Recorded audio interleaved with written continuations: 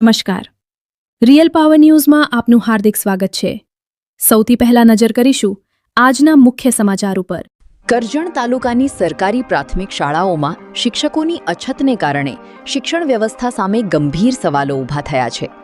એક તરફ સરકાર કન્યા કેળવણી અને શાળા પ્રવેશોત્સવ જેવા કાર્યક્રમો દ્વારા શિક્ષણનું સ્તર સુધારવાના દાવા કરે છે, જ્યારે બીજી તરફ કરજણ તાલુકાની 105 પ્રાથમિક શાળાઓમાંથી 11 શાળાઓમાં ધોરણ 1 થી 5 સુધીના વિદ્યાર્થીઓને માત્ર એક જ શિક્ષક દ્વારા ભણાવવામાં આવી રહ્યા છે. અનેક શાળાઓમાં એક જ વર્ગખંડમાં અલગ અલગ ધોરણના વિદ્યાર્થીઓને સાથે બેસાડી શિક્ષણ આપવામાં આવે છે, જેના કારણે બાળકોના અભ્યાસ પર ગંભીર અસર થઈ રહી છે. બીજી તરફ બચાર પ્રાથમિક શાળાની સ્થિતિ પણ ચિંતાજનક છે. જર્જરિત મકાન તોડી પાડ્યા બાદ છેલ્લા 1 વર્ષથી નવા મકાનનું બાંધકામ શરૂ ન થતાં આશરે 115 વિદ્યાર્થીઓને મંદિર, પંચાયત ઘર, બચેલા ઓરડા અને ખુલ્લામાં બેસીને અભ્યાસ કરવાની ફરજ પડી રહી છે. આ મામલે તાલુકા પ્રાથમિક શિક્ષણ અધિકારી હેમંત માછીએ જણાવ્યું કે તાલુકામાં હાલમાં 85 શિક્ષકોની અછત છે, જેના કારણે આ સમસ્યા સર્જાઈ છે. જ્યારે બચાર શાળાનું નવું મકાન મંજૂર થઈ ગયું છે અને ટૂંક સમયમાં કામગીરી શરૂ કરવામાં આવશે, ત્યારે હવે જોવાનું એ રહેશે કે તંત્ર શિક્ષકોની અછત દૂર કરી અને વિદ્યાર્થીઓને યોગ્ય શિક્ષણની સુવિધા ક્યારે ઉપલબ્ધ કરાવે છે. એ જિલ્લા પંચાયત જે તમે જે વિસ્તારની વાત કરી રહ્યા છો, એ જિલ્લા પંચાયત ત્યાંના જિલ્લાના પ્રમુખ છે. અત્યારે જે ચૂંટાયેલા છે તે અગાઉ ત્યાંની એક ભૂગોળ પરિસ્થિતિની પણ વાત કરું તો શિક્ષણ સમિતિના ચેરમેન પણ ત્યાંના જ હતા. છતાં પણ બચાર ગામની જે શાળા છે ત્યાંના વિદ્યાર્થીઓને એ જર્જરિત સ્કૂલનું કહી અને ડિમોલેશન કરી દેવામાં આવ્યું છે અને એ બાળકોને આજે માતાજીના સરને માતાજીના મંદિરમાં ભણવાનો વારો આવ્યો છે.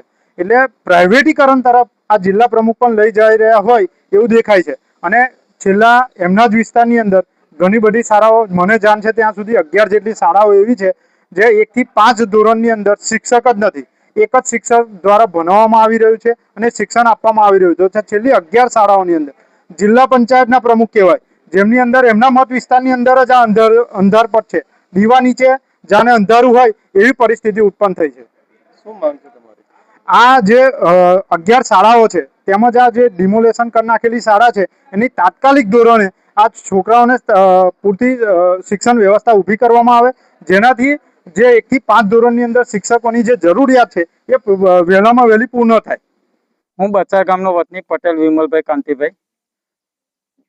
બચાર ગામની પ્રાથમિક શાળા છેલ્લા 1 વર્ષથી જર્જરિત હાલતમાં હતી, તે તોડી નાખી. મંજૂરી મળવા પાત્ર હતી, મંજૂરી મળી પણ હજી લગી એનું કામ ચાલુ થયું નથી. બચાર સ્કૂલના જે વિદ્યાર્થીઓ છે બધા વધારે સંખ્યામાં છે. પ્રાથમિક શાળાના જે 2 રૂમ છે એની અંદર એ લોકો બેસે છે અને એ જર્જરિત હાલતમાં છે. એ રૂમ પણ અત્યારે અમે પંચાયતમાં અને વેરાઈ માતાના મંદિરની અંદર બેસાડી અને ભણવાનું ચાલુ રાખીએ, જેથી કરીને વહેલી તકે આ મંજૂરી મળેલ સ્કૂલ છે તેનું બાંધકામ ચાલુ થાય.